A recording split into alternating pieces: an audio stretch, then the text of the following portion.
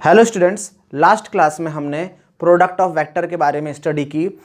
उस स्टडी को आगे बढ़ाते हुए अब हम थोड़ा सा कंसेप्चुअल क्वेश्चंस की ओर बढ़ेंगे। पहले उससे पहले कुछ थोड़े से कंसेप्ट को देख लेते हैं, कुछ प्रॉपर्टीज़ को।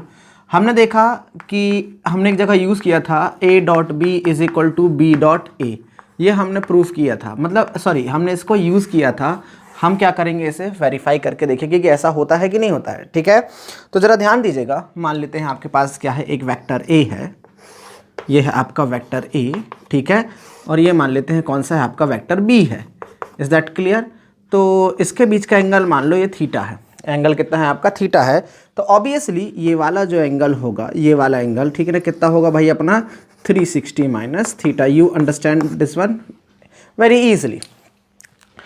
अब अगर ये हमारे पास है तो हमको मालूम है कि एंगल कैसे मेज़र किए जाते हैं, एंटी क्लॉकवाइज। कैसे मेज़र करोगे आप एंगल, एंटी क्लॉकवाइज। समझ में आ रहा ना आप? एंटी क्लॉकवाइज क्या करेंगे आप, एंगल्स को मेज़र करेंगे। Is that clear? Anticlockwise angles are measured. ये ऐसा इसलिए क्योंकि हमने कन्वेंशन मान के रखे हैं, ठीक है ना। इसको इसलिए जबकि हमारे कोऑर्डिनेट भी एंटी क्लॉकवाइज चलते हैं लाइक दिस, तो हमने इसे कन्वेंशन मान के चला है। क्लियर है? तो अब इस कंडीशन में angle between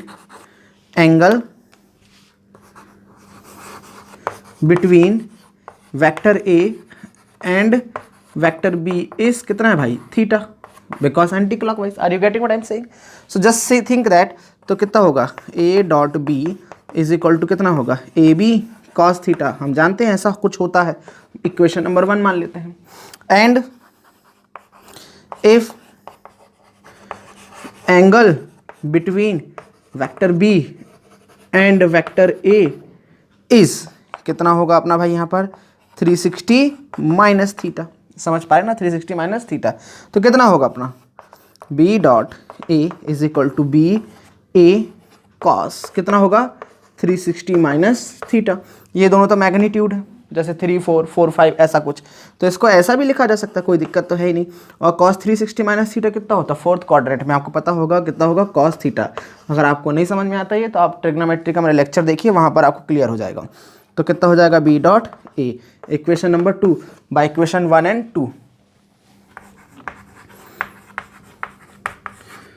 1 and 2 you can see A dot B is equal to B dot A. Clear है? इतना तो आपको पता चल गया, ठीक है। ऐसा हम इसे प्रूफ कर सकते हैं और ऐसा प्रूफ करते भी हैं। वेक्टर का स्केलर प्रोडक्ट जो है वो डिस्ट्रीब्यूटिव प्रॉपर्टी को भी क्या करता है, फॉलो करता है। तो डिस्ट्रीब्यूटिव प्रॉपर्टी ऑफ वेक्टर क्या बोलती है आपके, इन प्रोडक्ट ए ऑफ कितना हो जाएगा B plus C is equal to कितना होगा भाई ए बी प्लस ए सी। समझ में आया ना? ये तुम्हारी डिस्ट्रीब्यूटिव प्रॉपर्टी, दैट मीन्स ए को बी और सी में डिस्ट्रीब्यूट कर सकते हैं। अगर आपने ट्राइंगल लॉ पढ़ा होगा तो आपने देखा होगा बी प्लस सी साथ में है, मतलब दोनों सेम ऑर्डर में है, they are going to be added, जिससे एक नया रिजल्टेंट हमको मिलेगा। इसे जियोमेट्रिकली एक्सप्लेन करना चाहूँ मैं तो ध्यान दीजिएगा। मान लेते हैं ये वेक्टर ए है, अभी नाम हम नहीं डालते, मान लेते हैं हमारा क्या है, वेक्टर ए है। ये हमारा मान लो वेक्टर बी है, ठीक है। और ये हमारा क्या है, मान लो वेक्टर सी है। तो ए को हम थोड़ा आगे तक बढ़ा देते हैं, कैलकुलेशन तो करनी है अपन को, ठीक है ना। किस एक्स एक्सेस में आगे तक हमने इसे बढ़ा दिया। डन। इस समय पर क्या है, ये मान लो वेक्टर बी है, तो बी जो है ए के साथ अल्फा एंगल बनाता है, और ये जो है क्या नाम है अपना इसका, सी, ये बनाता है बीटा एंगल। कितना बनाता है, बीटा एंगल बना रहा है किसके साथ, ए के साथ। मैं यहाँ नाम डाल देता हूँ, ये वेक्टर ए है मान के चलो, ये वेक्टर बी और ये वेक्टर सी है, ठीक है। तो इस कंडीशन में अगर मैं इसे मिलाना चाहूँ यहाँ से, समझ में आ रहा है, ये that will be vector R. और ये वेक्टर आर जो है वो वेक्टर बी प्लस सी के क्या है, बराबर है। ये क्या है, मेरा वेक्टर बी है और ये मेरा वेक्टर सी है। कोई इशू यहाँ पर आना नहीं चाहिए आपको। इतना समझ में आ गया होगा। इस तरीके से क्या कर रहा हूँ मैं, एक्सप्लेन कर रहा हूँ। ये बी प्लस सी है, इसका वेक्टर ए के साथ क्या करना है, रिलेशन मेरे को समझाना है। नाम है, नॉमेनक्लेचर है, मैं अपना नाम डाल देता हूँ, ठीक है ना। ध्यान देता हूँ, ये मैं अपने हिसाब से बना देता हूँ एक यहाँ पर, और ये इसका यहाँ पर प्रोजेक्शन बना देता हूँ, ऐसा कर देता हूँ, ठीक है ना। ये एंगल भी कितना होगा भाई, मेरा बीटा ही होगा। आपको समझ में आता है कितना है, ए भी बीटा ही होगा। नाम डाल देते हैं, मान लेते हैं ये है ओ, ये है एम, ये है पी, ठीक है ना। ये मान लेता हूँ मैं ए, ये मान लेता हूँ मैं बी, चलने दो इसको, ठीक है, जहाँ ज़रूरत पड़ेगी अपन देख लेंगे उसको, ठीक है। तो कितना हो जाएगा मेरा, ये मैंने अपने हिसाब से नाम मान लिया। तो यहाँ पर ऐसा नाम लिया मैंने कि जो OP है वो किसके बराबर है, वेक्टर A के बराबर है, मान लेता हूँ मैं यहाँ, ठीक है ना। और OA जो है वो किसके बराबर, वेक्टर B के बराबर है। और भाई AB जो है वो किसके बराबर है, वेक्टर C के बराबर यहाँ पर है। और यहाँ पर भाई OB जो है, OB ये किसके बराबर है, वेक्टर R के बराबर है। मैंने ऐसे मान लिया, ठीक है। और वेक्टर R जो है, ठीक है ना, आपको समझ में आता है किसके बराबर है, B + C के बराबर है। मैं डायग्राम में से लिख चुका हूँ, बार बार लिखने की ज़रूरत नहीं है। तो मेरे को सिर्फ लेफ्ट हैंड साइड यदि मैं ले लूँ तो लेफ्ट हैंड साइड ले लूँगा तो कितना हो जाएगा, A.B + C। मैं इसे लिख सकता हूँ बहुत आसानी से। एक्चुअल में ये जो है पूरा का पूरा जो रिजल्टेंट है वेक्टर A के साथ, ठीक है ना, कितना एंगल बना रहा है, मैं यहाँ पर डाल देता हूँ, थीटा एंगल बना रहा है वेक्टर A के साथ, रिजल्टेंट हमारा R। तो यहाँ पर मैं लिख सकता हूँ इसे A.R, ठीक है ना, do know why, because B + C is considered as R। So I can also write here in the next term AR cos theta, AR cos theta. तो R आपका पूरा इतना लंबा टेढ़ा हो गया है, यू कैन अंडरस्टैंड, टेढ़ा हो गया है यहाँ से यहाँ तक, लेकिन फिर भी AR आपका यहाँ तक है। तो इसका प्रोजेक्शन ये होगा पूरा OP, समझ में आया ना, प्रोजेक्शन कितना होगा OP। तो मैं इसे अगली लाइन से क्या लिख सकता हूँ, जरा ध्यान दीजिएगा, A × R cos थीटा। अगर मैं cos थीटा की बात करूँ प्रोजेक्शन में, यहाँ ध्यान देना ज़रा, cos थीटा कितना होगा मेरा, बेस अपॉन हाइपोटेनियस, मतलब OP/R। तो R cos theta is equal to कितना होगा, OP। You can understand what exactly I mean. क्या लिख सकते हो यहाँ पर, A × OP, कोई इशू आपको नहीं होगा। इस कंडीशन में अगर मैं OP की बात करूं तो आप लिख सकते हो OP को क्या लिख सकते हो आप, OM + MP। Is that clear, लिख सकते हैं। तो मैं एक टर्म आपसे यूज़ कहूँगा कि आप इसे मान लेते हैं, इसे N नाम दे दीजिए, ठीक है। तो MP की जगह आप क्या लिखना चाहेंगे, देखिए यहाँ पर OM को OM ही रहने दो, कोई दिक्कत नहीं है। MP की जगह जो है मैं आपसे कहूँगा कि आपके तरह AN लिख दीजिए, ठीक है ना, AN लिख लीजिए, क्योंकि यहाँ पर एक ट्राइंगल ये बन जाएगा, एक ट्राइंगल ये वाला बन जाएगा। तो आपसे क्या होगा, डायरेक्टली प्रोजेक्शन निकाल के आप इसे सॉल्व कर पाएंगे। तो हमारा जो अभी हम लेफ्ट हैंड साइड जो है हमारा क्या है, वो A.B + C तो चल ही रहा है, ठीक है, हम इस तरफ हैं, राइट हैंड साइड तरफ है। तो मैं यहाँ पर A की बात करूँगा, A। मैं OM को क्या लिख सकता हूँ, OM को क्या लिख सकता हूँ, B cos अल्फ़ा। क्या लिख सकता हूँ, B cos अल्फ़ा। और इसे क्या लिख सकता हूँ, C cos beta. Are you understanding, B cos beta. क्यों लिख सकता हूँ मैं, AN बेस है और ये हाइपोटेनियस है, तो क्या लिख सकता हूँ इसे, C cos बीटा। मैं अंदर इसको मल्टीप्लाई करूँगा तो कितना आएगा मेरा, AB cos अल्फ़ा प्लस कितना होगा भाई मेरा, AC cos बीटा। समझ पा रहे हैं आप। तो इनके बीच का देखो, यहाँ से B और A के बीच का एंगल कितना है, अल्फ़ा। तो कितना आ जाएगा, A.B प्लस A और C के बीच का एंगल कितना है, बीटा, A.C। तो समझ पा रहे हैं हम, ये क्या करता है, डिस्ट्रीब्यूटिव लॉ को फॉलो करता है। डाइजेस्टेड। तो आप ऐसा इसे लिख सकते हैं। नेक्स्ट एक और तरीका है, ज़रा ध्यान दीजिएगा, एक स्पेशल प्रॉपर्टी है आपके पास कि अगर मान लेते हैं एक वेक्टर A है, ठीक है ना, अगर मैं इसका स्क्वायर कर दूं, वेक्टर A का क्या कर दूं, स्क्वायर कर दूं, find its square, find square. समझना ध्यान से, इसका मतलब क्या हो जाएगा, A.A का आपस में क्या कर दिया आपने, मल्टीप्लाई कर दिया। मतलब वेक्टर ए पर्टिकुलर डायरेक्शन में काम कर रहा होगा, जैसे ये वेक्टर ए, इसी में एक और वेक्टर ए का मल्टीप्लाई कर दूं तो कितना हो जाएगा, A cos थीटा। और इस कंडीशन में थीटा इज इक्वल टू कितना होगा, 0 degree. So what can I say, A.A into cos 0 degree and that is going to be 1। सो A.A is equal to A square. Are you getting, that means vector A is equal to कितना हो जाएगा, A square हो जाएगा आपका, ठीक है ना। मतलब कि अगर आप उसी वेक्टर में उसी वेक्टर का मल्टीप्लाई करते हैं तो जो आंसर आएगा उसके मैग्नीट्यूड के स्क्वायर के बराबर ही आएगा। समझे आपने, ये हमारा क्या है, बेसिक तरीका है इनको समझने का। अब जो नेक्स्ट प्रॉपर्टी मैं आपको बताने वाला हूँ, ठीक है, जरा ध्यान दिए, आप इसे नोट करिए, फिर मैं आगे बताता हूँ आपको। देखिए वेक्टर की जो प्रॉपर्टी अभी हमने थोड़ी देर पहले पढ़ी है वो कितनी खास है। हमने पढ़ा कि A.A इज इक्वल टू होगा आपका A स्क्वायर। समझे आपने, ये प्रॉपर्टी हमने पढ़ी, ये बहुत खास प्रॉपर्टी है। इसका यूज़ करके आप रिजल्टेंट को डायरेक्टली निकाल सकते हैं। How, just listen that, if you have given vector R is equal to vector A plus vector B by triangle law, you have understood this one. Now if I am finding that r dot r, so what will be there, a plus b, are you getting, and again dot a plus b, so that will be your r square, but you cannot do like this, ठीक है ना, क्योंकि ये vector quantity है, आप करोगे गड़बड़ हो जाएगा। एक्चुअल में आप कर सकते हो इसे, लेकिन फिर भी आपको थोड़ा सा देखना होगा। यहाँ क्या करेंगे आप, a dot A plus a dot B, are you getting, plus b dot A plus b dot b, digested what exactly I mean, you can say a square plus a dot b plus you know we can say a dot b, अभी पढ़े हैं कैसे होता है b square, I can say a square plus b square plus 2 a dot b। अगर आप direct इसका square कर देते तो आपको ये चीज़ आप मिस कर जाते, ठीक है ना, आप करके एक बार देख लीजिएगा, a प्लस बी का होल स्क्वायर लगा के दिया आप करेंगे तो ये चीज़ मिस कर जाते, आप मैग्नीट्यूड लिख सकते थे, इसी कारण मैंने आपको इस तरीके से समझाया। तो इसे लिख सकते हो आप a square plus B square plus 2ab cos theta, जहाँ थीटा is angle between vector a and vector b, so vector r can be written as, sorry r can be written as a square plus b square plus 2ab cos theta, is that clear? So the simple way to understand this simple property, is that clear? तो ये क्या है, हमारा normal सा concept है इसको समझने का। जानते हो एक्चुअली वेक्टर का जो स्केलर प्रोडक्ट है उसका फिजिकल मीनिंग कहाँ है, जैसे कि अगर आपको मान लो वर्क निकालना है, एनर्जी निकालनी है, समझ पा रहे हैं ना आप, इलेक्ट्रिक मैग्नेटिक फ्लक्स निकालना है, मैग्नेटिक फ्लक्स क्या होता है आप 12th क्लास में पढ़ेंगे, ठीक है, लेकिन फिर भी ऐसी प्रॉपर्टीज़ जो हैं, जैसे आपको पावर निकालनी है, तो इस तरीके की प्रॉपर्टीज़ निकालने के लिए आप किसका यूज़ करते हो, आप कहाँ पर स्केलर प्रोडक्ट का यूज़ करते हो। जैसे मैं आपसे बात करूँ वर्क क्या है, वर्क एक्चुअल में क्या है, नॉर्मल तरीके से समझाऊँ, the amount of work done is defined as the displacement done by the force, मतलब किसी फोर्स को लगाने के बाद कितना डिस्प्लेसमेंट होता है उसके प्रोडक्ट को ही हम क्या बोलते हैं, वर्क बोलते हैं। वर्क को मेज़र करने का हमारे पास एक ही तरीका है, ठीक है ना, दैट मीन्स अगर आप किसी ऑब्जेक्ट पर फोर्स लगा रहे हैं तो फोर्स की डायरेक्शन में कितना डिस्प्लेसमेंट हुआ है उस फोर्स के मैग्नीट्यूड को, और वर्क डिस्प्लेसमेंट का जो आपका मैग्नीट्यूड होगा, ठीक है ना, जैसा भी आप देखेंगे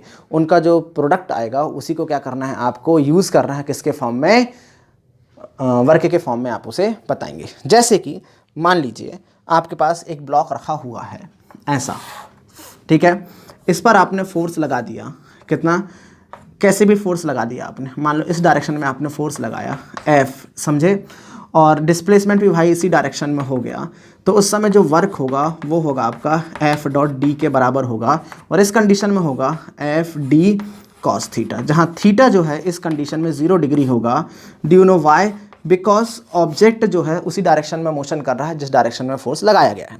पर हमेशा ऐसा नहीं होगा, कभी ऐसा भी हो सकता है आपका कि मान लो ये आपका ब्लॉक है, आपने इस पर ऐसा फोर्स लगाया, ठीक है ना, F, और ऑब्जेक्ट सामने की तरफ डिस्प्लेसमेंट हो गया, ऑब्जेक्ट का डिस्प्लेसमेंट कहाँ आ गया, सामने की तरफ आ गया। उस कंडीशन में डू यू नो इस फोर्स के और डिस्प्लेसमेंट के बीच में कुछ ना कुछ एंगल होगा, तब आप क्या करेंगे, फोर्स को 2 कंपोनेंट में तोड़ेंगे। पहला कंपोनेंट जो इसके हिसाब से आएगा वो होगा F cos थीटा, और इधर कौन सा आएगा भाई आपका F sin थीटा। तो उस कंडीशन में फोर्स का आपका इसकी जगह पर कंपोनेंट और डिस्प्लेसमेंट का आपका जो मैग्नीट्यूड होगा उस समय उसे डिफाइन किया जाएगा F cos theta into displacement bye D, ठीक है ना, जो भी होगा आपका उस समय क्या लिखोगे आप, एफ डी कॉस थीटा, ऐसे आप उसको फाइंड करेंगे, और you can see that what will you get, F dot D, is that clear, that will be your work done by force, clear. In case if I से when you apply the force on any object, so you get that 2i cap plus 3j cap plus 4k cap in Newton, is that clear, and displacement is obtained to us, that is 3i cap plus 2j cap minus k cap in meter, is that clear what exactly I want to say? So find out the work done by force, find out the work done by force. What you have to do, you have to do only this, what a F dot D, product करें दोनों का, 3 2 जा 6, 3 2 जा 6, plus plus plus minus minus 4, is that clear, you say 8 joule is your work. Only you have to do the scalar product of force and displacement. And the power power के लिए आपको क्या लगता है, वर्क अपॉन टाइम। अगर मैं बोलूँ कि ये वर्क जो है कितना 2 सेकेंड में कंप्लीट हो जाता है, ये वर्क कितना 2 सेकेंड में कंप्लीट हो जाता है, तो you can say power is equal to work upon time. So you will say 8/2 is equal to 4 watt is your power. Are you getting what I am saying? 4 watt is your power.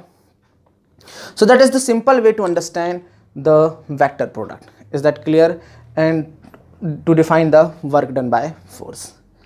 कभी कभी इसका जो question है आपका कुछ इस तरीके से भी आ जाता है, आप इसे नोट कर लीजिएगा, ठीक है। कभी कभी ऐसा भी आ सकता है आपका, कोई यहाँ पर दिक्कत है नहीं, समझिएगा। आपका कोई ऑब्जेक्ट है, इनिशियल पोजीशन दी हुई है, मान लेते हैं आपकी कितनी इनिशियल पोजीशन, मैं R1 मान लेता हूँ। कितना दिया है, 2i cap plus 3j cap minus 4k cap आपको दी हुई है initial position. Is that clear?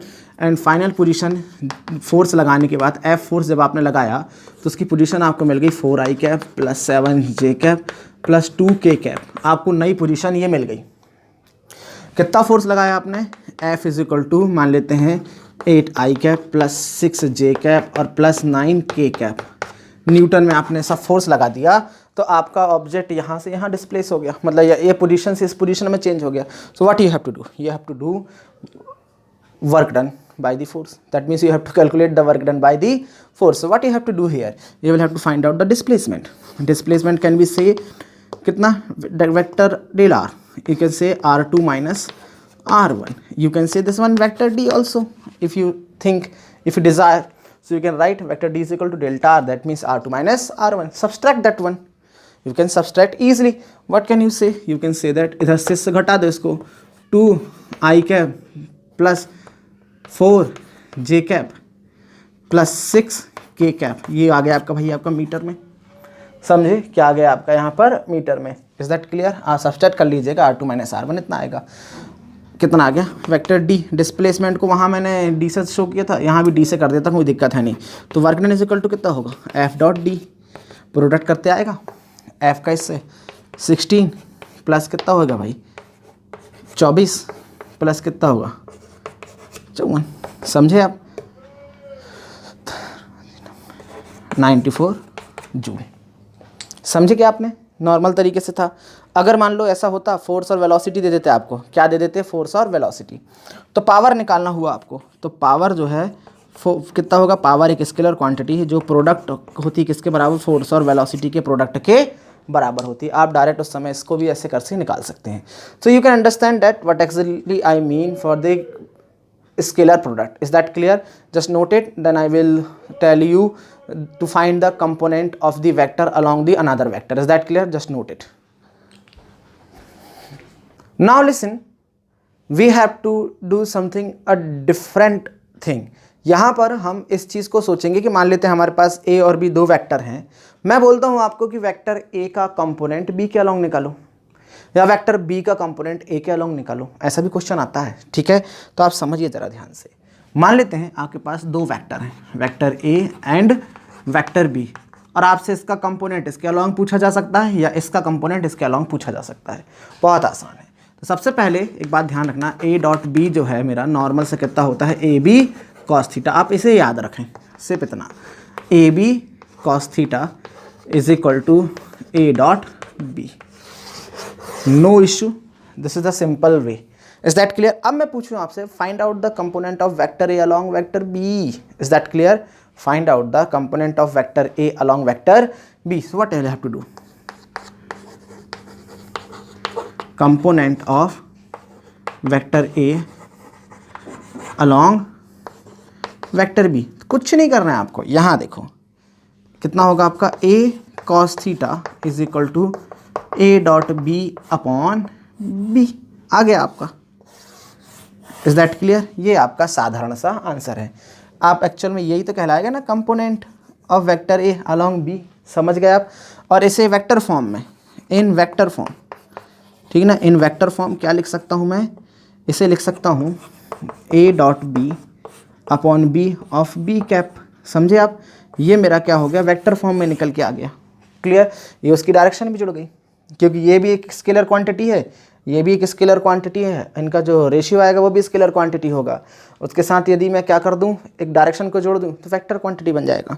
और इसका उल्टा यदि मैं बोलूं आपसे, सेकेंड वाला, component of vector A sorry B along vector A, what you have to do?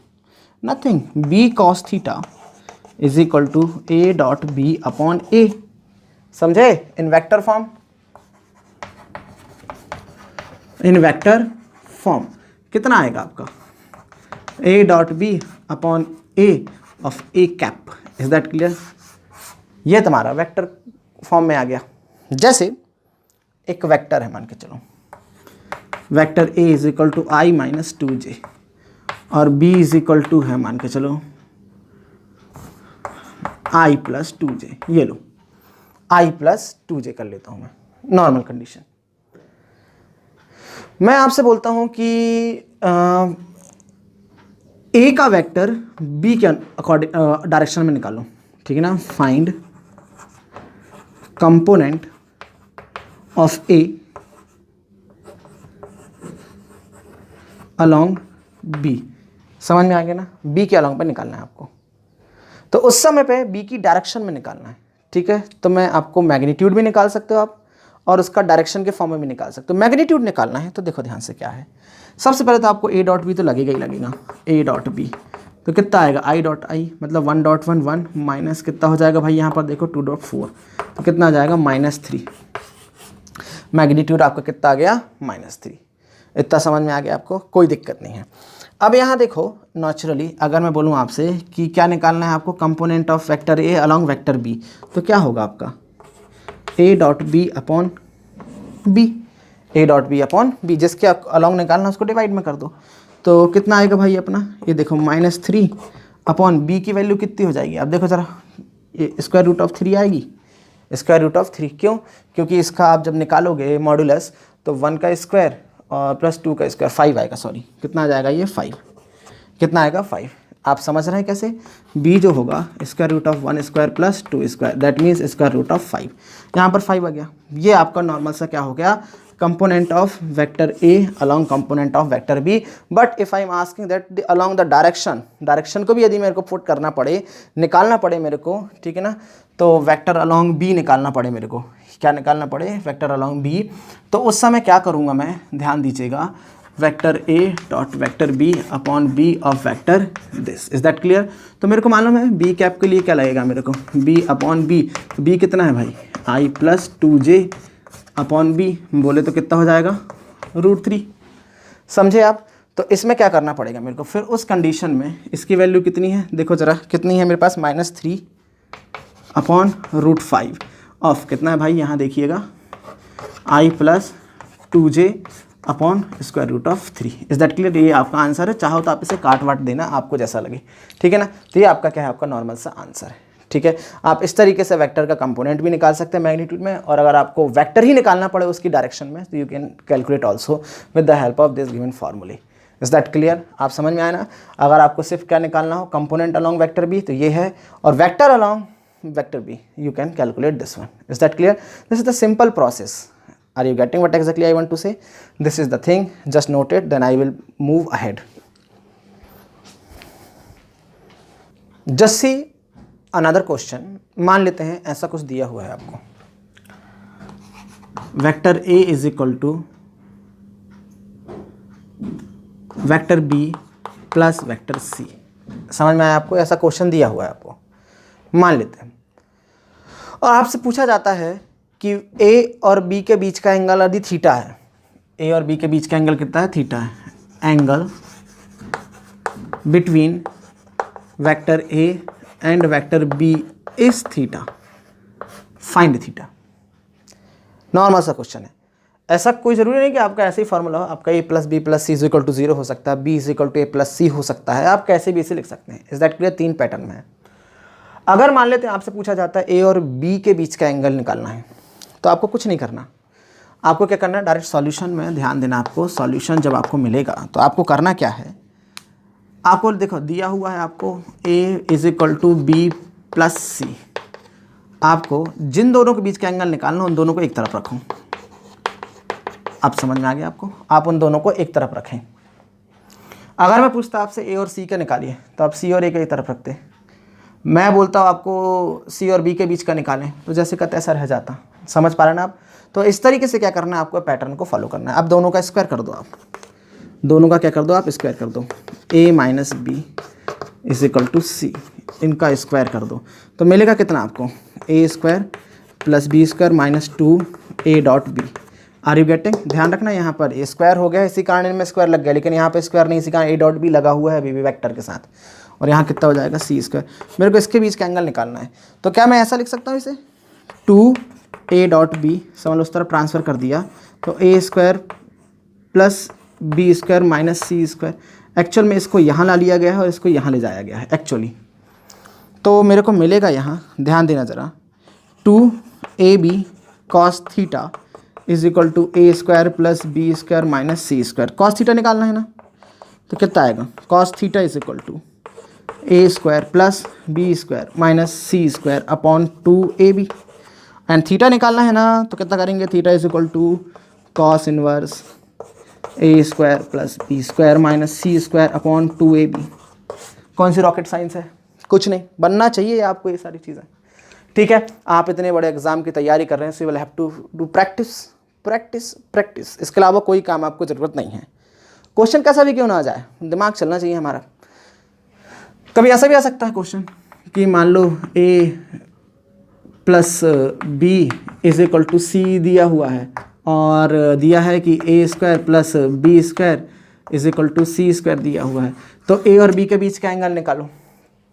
ए और बी के बीच का एंगल मैं तो बता दूंगा 90 डिग्री, पाइथागोरस थ्योरम ही लग रहा है, समझ रहे हो ना, क्योंकि a plus b is equal to कितना है, सी है, मतलब दोनों सेम ऑर्डर में ये है और ये क्या है, इसका स्क्वायर ही लग रहा है, पाइथागोरस थ्योरम ही होगा, 90 डिग्री ही होगा।